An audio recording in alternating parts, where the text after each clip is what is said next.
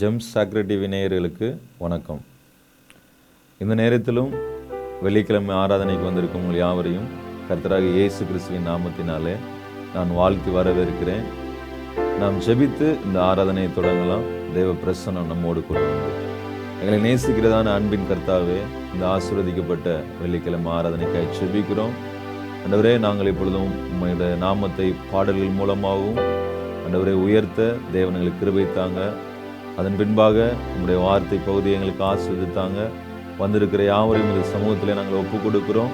அது மட்டுமல்ல, இதை பார்த்து கொண்டிருக்கிற ஒவ்வொரு பிள்ளைகளையும் கர்த்தர் நீர் ஆசீர்வதிக்கும்படியாக நாங்கள் ஸ்தோத்திரம் பண்ணி ஜெபிக்கிறோம். சகல துதியும் ஸ்தோத்திரமும் கனமும் மகிமையும் எங்கள் கர்த்தர் மீட்பெருமாய் விளங்குகிற இயேசுவின் நாமத்தினாலே நாங்கள் ஜெபிக்கிறோம் எங்கள் நல்ல பிதாவே, ஆமென். Praise the Lord. நாம் ஒரு பாடலை பாடி தேவ நாமத்தை உயர்த்துவோம். இயேசு நம்மை மறப்பதில்லை, அவர் ஒருபோது நம்மை மறக்காத தேவனாய் இருப்பதினாலே என்னை மறவா இயேசுநாதா என்ற பாடலை பாடி நாம் தேவ நாமத்தை உயர்த்தலாம்.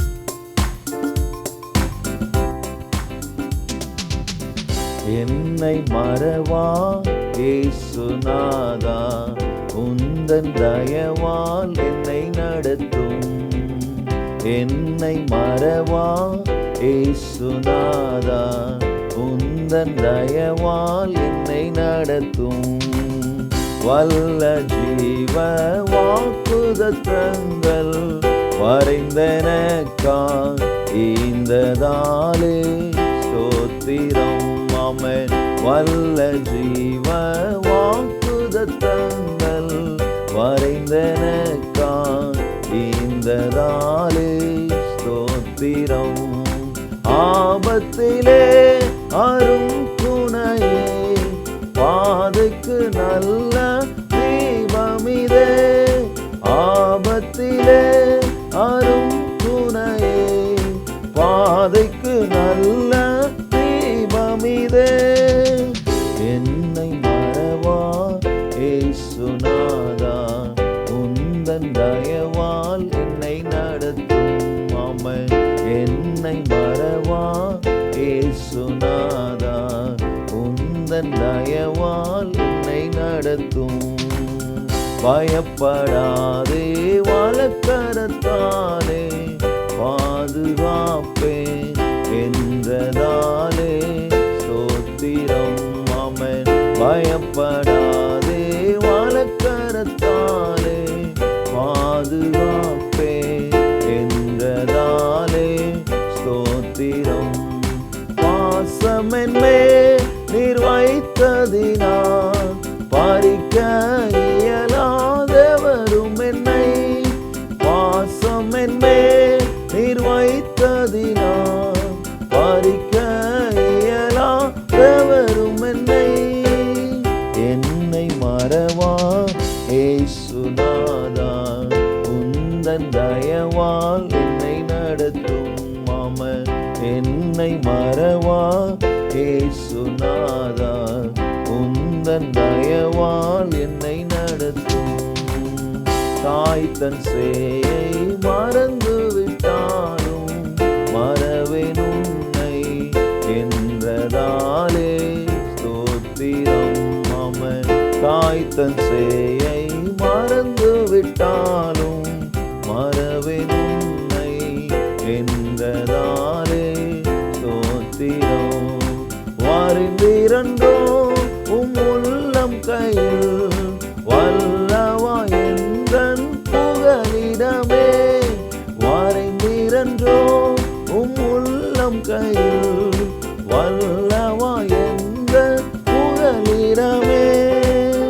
என்னை மறவா இயேசுநாதா, உந்தன் தயவால் என்னை நடத்தும். ஆமென். என்னை மறவா இயேசுநாதா, உந்தன் தயவால் என்னை நடத்தும். தீர்க்கற்றோராய் கைவிடேனே, கலங்கிட்டீரே என்றதாலே ஸ்தோத்திரம். தீர்க்கற்றோராய் கைவிடேனே, கலங்கிட்டீரே என்றதாலே ஸ்தோத்திரம்.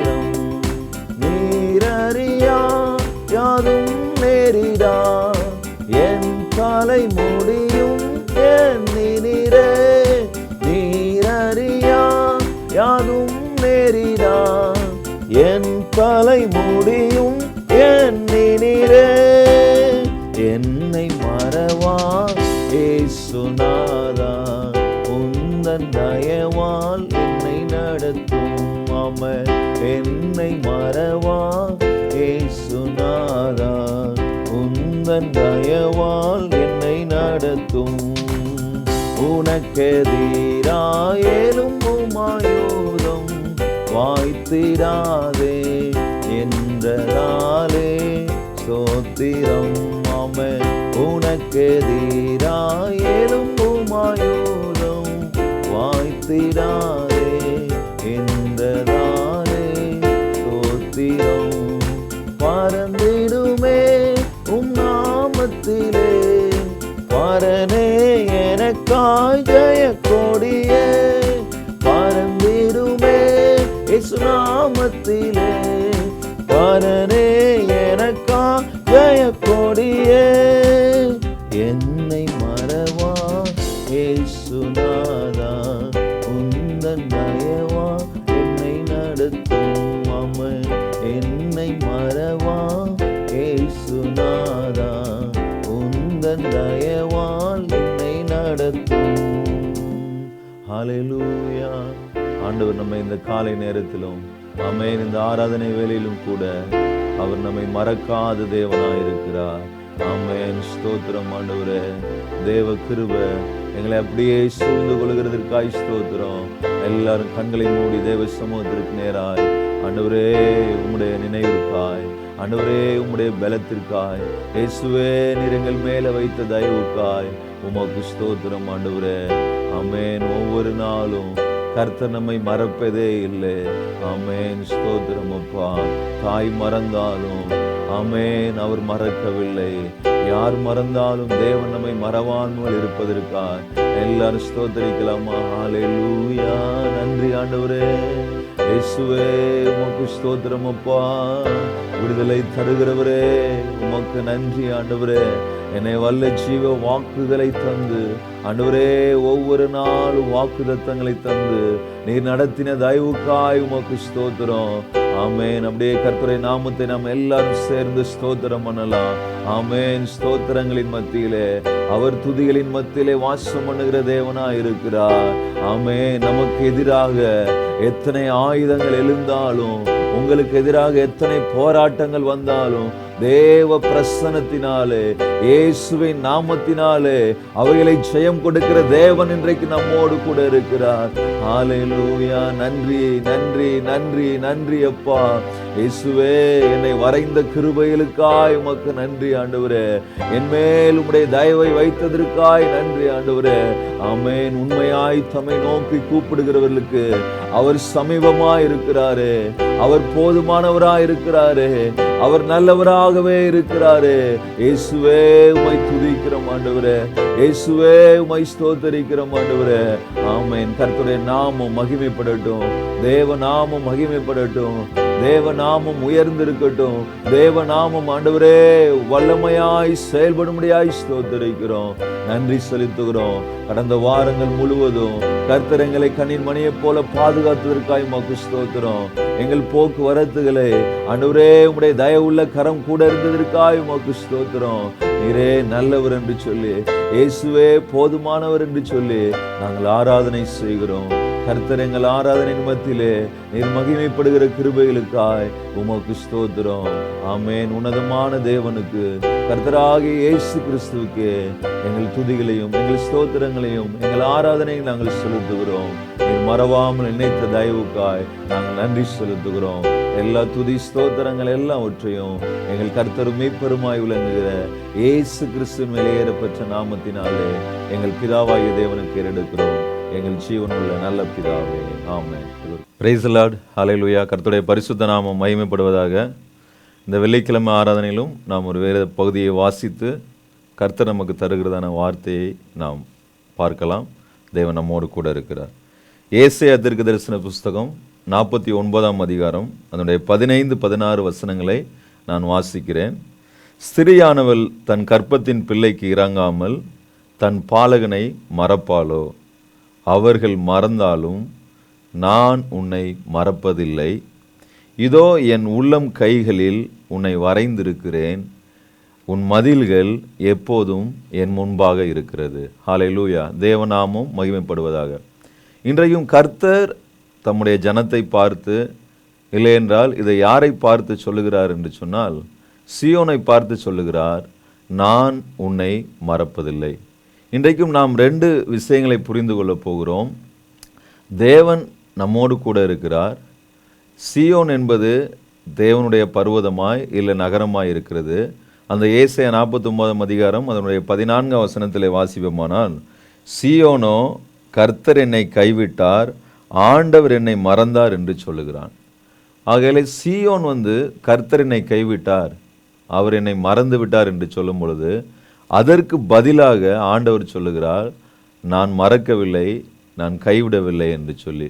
இன்றைக்கும் இந்த வார்த்தையை கேட்டுக்கொண்டிருக்கிற நமக்கும் ஒருவேளை கர்த்தர் என்னை பார்க்கவில்லை, கர்த்தர் என்னை கைவிட்டார், கர்த்தரால் நான் மறக்கப்பட்டிருப்பேன் என்று சீயோனை போல நாம் சொல்வோமானால், சீயோன் இருக்கிற இடத்திலிருந்து நாம் அப்படிப்பட்ட வார்த்தையில் நாம் சொல்வோமானால், ஆண்டவர் உங்களை பார்த்து தான் சொல்லுகிறார், நான் உன்னை மறப்பதில்லை.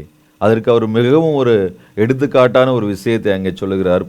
ஏசாயா 49 அதிகாரம் 15 வசனத்திலே, ஸ்திரியானவள் தன் கற்பத்தின் பிள்ளைக்கு இறங்காமல் தன் பாலகனை மறப்பாளோ? ஒரு கேள்வியை எழுப்புகிறார். இந்த சீயோன் ஏன் இப்படிப்பட்ட வார்த்தைகளை சொன்னது என்று சொன்னால், அவர்கள் சிறையிருப்பிலே, பாபிலோனுடைய சிறையிருப்பிலே இருக்கும் பொழுது இந்த இப்படிப்பட்ட வார்த்தைகளை சொன்னார்கள் என்று சொல்லி நமக்கு வரலாறுகள் கூறுகிறது. ஆகையாலே நம்முடைய கஷ்ட நேரத்தில், சிறையிருப்பு என்பது செயல்பட முடியாத ஒரு சூழ்நிலை, அந்த நேரத்தில் கர்த்தர் நம்மோடு கூட இல்லை என்று சொல்லி சீயோன் நகரம் சொல்லுகிறது.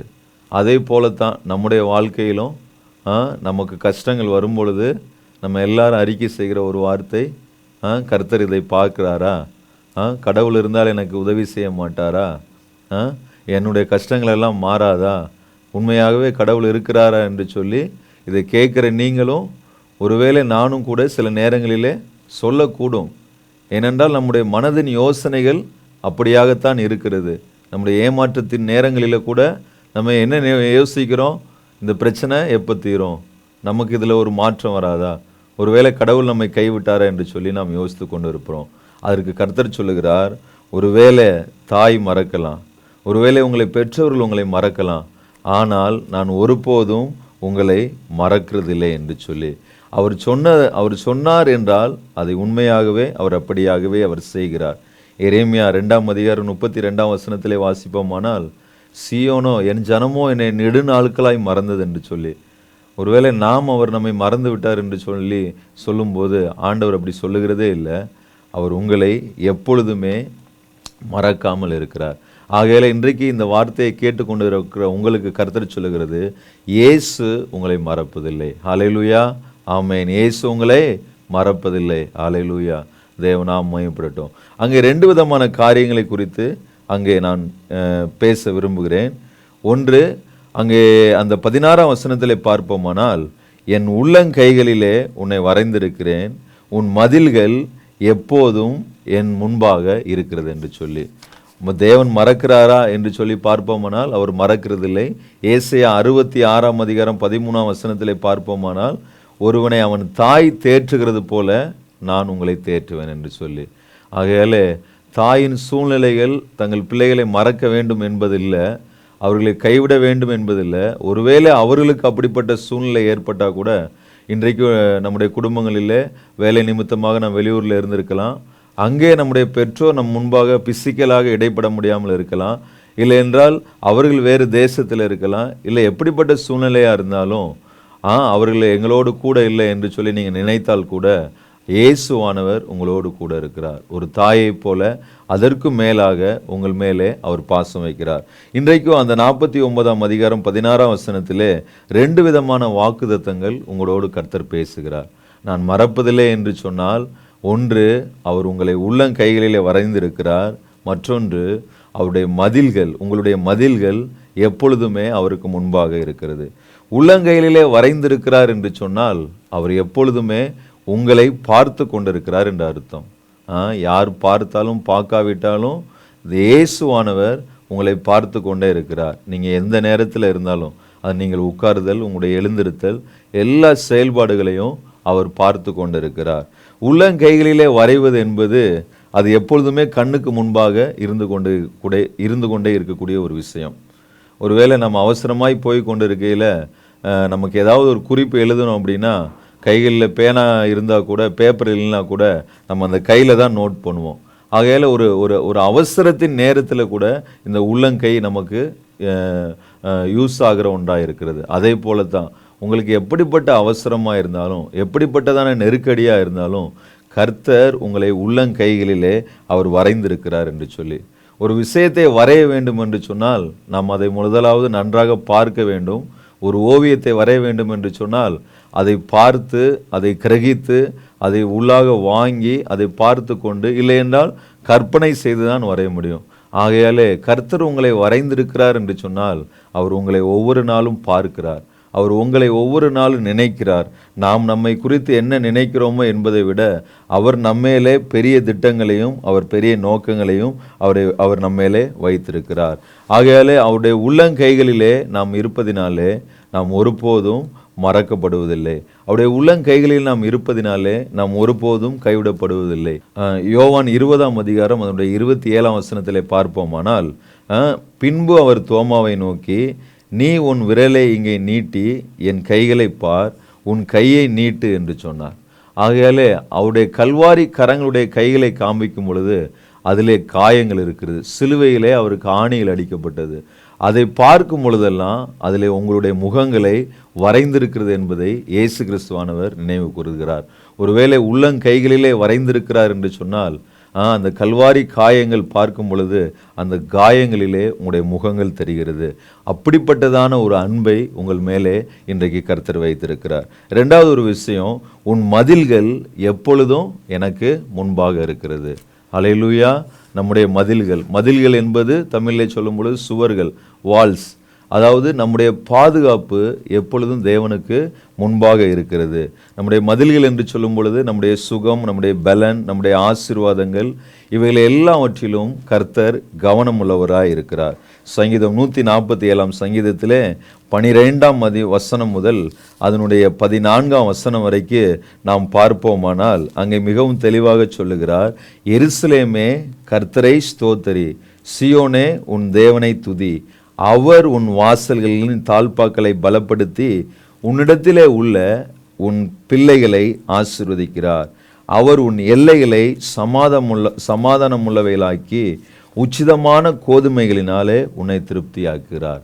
ஆகையாலே உன் மதில்கள் தேவனுக்கு முன்பாக இருக்கிறது என்று சொன்னால் அவர் உனக்குள்ள எல்லாவற்றையும் அவர் விசாரிக்கிறவராக இருக்கிறார். உனக்குள்ள பாதுகாப்பு அவருடைய கரத்தில் இருக்கிறது. அதற்கு என்ன செய்ய வேண்டும் என்று சொன்னால், எருசலேமும் கர்த்தரை துதிக்க வேண்டும், சீயோனே உன் கர்த்தரை நீ ஸ்தோத்தரி, தேவனை துதி என்று சொல்லி. ஆகையாலே நாம் ஒவ்வொரு நாளும் ஸ்தோத்திரம் பண்ணி கர்த்தருடைய நாமத்தை துதிக்கும் பொழுது தேவ பாதுகாப்பு நம்மிடத்திலே வருகிறது. அவர் உன் வாசல்களை உன்னுடைய வாசல்களை அவருடைய வாசல்களின் தாழ்பாக்களை பலப்படுத்துகிறார். உன்னுடைய பிள்ளைகளுடைய வாழ்க்கையை அவர் ஆசீர்வதிக்கிறார். உன்னுடைய எல்லைகளை அவர் சமாதானம் உள்ளவதாக்கிறார். உன்னுடைய எல்லைகள் என்னவா வேண்டுமானால் இருக்கலாம். ஒருவேளை வியாபாரங்கள் செய்யலாம், நீங்கள் தொழில் செய்யலாம், படிக்கலாம், வேலைக்காக ஏங்கி கொண்டு இருக்கலாம், இல்லை என்றால் இந்த உங்களுடைய வாழ்க்கையில் அடுத்த கட்ட நிகழ்வுகளுக்காக நீங்கள் காத்து கொண்டிருக்கலாம். அந்த எல்லைகளை கர்த்தர் சமாதானமாய் மாற்றுகிறார். உங்கள் நினைவுகளுக்கு ஏற்ப நீங்கள் எதை வேண்டிக் கொள்கிறீர்களோ அந்த வேண்டுதலுக்கு ஏற்ப அதற்கும் அதிகமாய் அவர் செய்கிறார். அது மட்டுமல்ல, உச்சிதமான கோதுமையினாலே திருப்தியடைய செய்கிறார். உச்சிதமான கோதுமை என்று சொல்லும் பொழுது நம்முடைய அன்றாட தேவைகளை ஒவ்வொரு நாளும் சந்திக்கிறத அன்றாட தேவைகள். ஆண்டவரே ஒவ்வொரு நாளும் தேவைகள் உண்டப்பா, ஆண்டவரே குடும்பத்தில் ஒவ்வொரு நாளும் தேவைகள் இருக்குது என்று சொல்லும் பொழுது அந்த அன்றாட தேவைகளை அவர் சந்திக்கிறார். அது மட்டுமல்ல, அவைகளை நன்மையினாலே அவர் திருப்தியாக்குறார். அதனால தான் நன்மையும் கிருபையும் தொடர செய்கிறதான ஒரு கர்த்தர். ஆமென். சங்கீதம் 65:11 சொல்லும் பொழுது வருஷத்தை நன்மையினாலே முடிசூட்டுகிறாராம். ஆமென். இன்றைக்கும் நம்முடைய காலங்கள், நம்முடைய எதிர்காலங்கள் எல்லாம் தேவனுடைய சமூகத்தில் இருக்கிறது, அவருடைய பிரசன்னத்தில் இருக்கிறது. நாம் செய்ய வேண்டிய ஒரே விஷயம் ஆண்டவரை நோக்கி ஸ்தோத்திரம் பண்ணுவது, அவருடைய நாமத்தை துதிப்பது. அப்படி துதிக்கும் பொழுது, ஸ்தோத்தரிக்கும் பொழுது அவர் உள்ளங்கைகளிலே வரைந்திருக்கிறதான அந்த அனுபவம் நம் வாழ்க்கையிலே ஒரு மேம்பாட்டை கொண்டு வரும். அது மட்டுமல்ல, நம்முடைய மதில்கள் நம்மை சுற்றி இருக்கிறதான எல்லாம் பலப்படுத்துகிற ஒன்றாக இருக்கும். நமக்கு ஒரு பாதுகாப்பு பெறுகிறதா இருக்கும். ஆகையாலே கர்த்தரை நாம் ஸ்தோத்தரிப்போம், கர்த்தரை நாம் துதிப்போம். அவர் உங்களை உள்ளங்கைகளிலே வரைந்திருக்கிறார். அவருடைய மதில்கள், உங்களுடைய மதில்கள், உங்களுடைய போக்குவரத்துகள் எல்லாம் அவருடைய கரத்தில் இருக்கிறது. ஆகையாலே இம்மையானாலும் மறுமையானாலும் எதிர்காலங்களானாலும் தேவன் அவற்றை நன்மையாய் முடிய செய்ய வல்லவராக இருக்கிறார். கர்த்தர் தாமே இந்த வார்த்தையின்படி உங்கள் ஒவ்வொருவரையும் இந்த நாளிலே ஆசீர்வதிக்க போகிறார். இதை கேட்டுக்கொண்டிருக்கிற உங்களுக்கு தேவனுடைய வார்த்தை, இயேசு உங்களை மறப்பதில்லை. ஹல்லேலூயா. தேவன் தாமே மகிமைப்படுவராக. நாம் அப்படியே கண்களை மூடி செபிக்கலாம். தேவ பிரசன்னம் நம்மோடு உண்டு. ஹல்லேலூயா. ஆமென். ஸ்தோத்திரம். தாய் தன் சேயை மறந்து விட்டாலும் மறவேன் உன்னை என்றதாலே ஸ்தோத்திரம். தாய் தன் சேயை மறந்து விட்டாலும் மறவேன் உன்னை என்றதாலே ஸ்தோத்திரம்.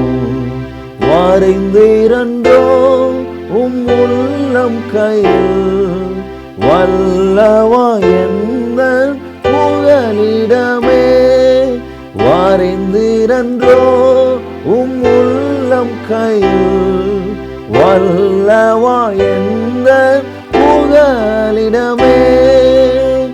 என்னை மறவா இயேசுநாதா, உந்தன் தயவா என்னை நடத்தும். என்னை மறவா இயேசுநாதா, உந்தன் தயவா என்னை நடத்தும். ஆமென். இன்றைக்கு கேட்ட வார்த்தைகளுக்காக இயேசுவே நாங்கள் உம்மை ஸ்தோத்திரம் பண்ணுகிறோம். இயேசு என்னை மறப்பதில்லை. தாய் தந்தைகள் மறந்தாலும் இன்றைக்கு இதை கேட்டுக்கொண்டிருக்கிற ஒவ்வொருடைய வாழ்க்கையிலும் அவர் உங்களை ஒரு நாளும் மறப்பதில்லை. ஆமென். ஸ்தோத்திரம் ஆண்டவரே. எப்படி உங்களை உள்ளங்கைகளிலே வரைந்திருக்கிறார் என்று சொன்னார். அந்த கல்வாரி சிலுவையிலே தம்முடைய காயங்களினால் உங்களை வரைந்திருக்கிறார். ஆகையாலே இந்த நேரத்திலே செபிக்கிற உங்களுடைய ஒவ்வொருடைய பெயர்களையும் அவர் நினைவிலே வைத்திருக்கிறார். அது மட்டுமல்ல, உங்களுடைய மதில்கள், உங்களுடைய பாதுகாப்புகள், உங்களுடைய குடும்பத்தின் சுகம், உங்களுடைய தேவைகள் எல்லாம் இந்த செப நேரத்தில் சந்திக்கப்படுகிறது. அவர் நேற்றும் இன்றும் என்றும் மாறாதவராக இருந்து ஆமென் கேட்கிற ஒவ்வொருவரையும் கர்த்தர் இந்த நேரத்திலே கண்ணோக்கி பார்க்கிறார். ஆண்டவரே, இந்த நேரத்திலும் ஆண்டவரே, இந்த ப்ரோக்ராம் வழியாக ஆண்டவரே, இந்த வெள்ளிக்கிழமை ஆராதனை கலந்து கொண்டிருக்கிற ஒவ்வொரு பிள்ளைகளையும் தேவ சமூகத்திலே நாங்கள் ஒப்பு கொடுக்கிறோம் அப்பா. ஆமென். மறக்காத கர்த்தர், ஆண்டவரே கைவிடாத தேவன், ஆண்டவரே சீயோனுக்கு எப்படி இருந்தீரோ அதே போல இதை கேட்டுக்கொண்டிருக்கிற ஒவ்வொரு தேவ பிள்ளைகளுக்கும், இதை கேட்கிற ஒவ்வொரு தனிப்பட்ட மனிதர்களுக்கும் நீர் அப்படிப்பட்ட கிருபைகளை தரும்படியாய் செபிக்கிறோம் ஆண்டவரே. ஆமென். இந்த உலகத்திலே யார் உங்களை மறந்தாலும் இயேசு உங்களை மறப்பதில்லை என்று சொல்லி வாக்கு பண்ணுகிறார். அதை விசுவாசிக்கிற உங்களுடைய வாழ்க்கையிலே இந்த நிமிடத்திலிருந்து ஒரு நன்மையும் ஒரு கிருபையும் தொடரப்போகிறது. இந்த நிமிடத்திலிருந்து ஒரு பலன், ஒரு நன்மை, ஒரு ஆரோக்கியம், ஒரு சுகம் உண்டாக போகிறது. அது இயேசுவின் நாமத்தினாலே நடக்க போகிறது. அதை விசுவாசிக்கிற உங்களுடைய வாழ்க்கை இன்றைக்கு ஆசீர்வதிக்கப்படுவதாக இயேசுவின் நாமத்தினாலே நாங்கள் செபிக்கிறோம் எங்கள் ஜீவனுள்ள நல்ல பிதாவே. ஆமென். ஆமென். கர்த்தர் தாமே நம்மோடு கூட இருந்தார். இன்றைக்கு இந்த ஆராதனையில கலந்து கொண்ட உங்கள் யாவரையும் தேவ மகிமை உங்களோடு கூட இருக்கும். அது மட்டுமல்ல, இந்த ஜெம் சாக்ரெட் டிவி மூலமாக பார்த்து கொண்டிருக்கிற ஒவ்வொரு பிள்ளைகளையும் தேவன் ஆசீர்வதிப்பார். இயேசு உங்களை மறப்பதில்லை. ஆமென். God bless you.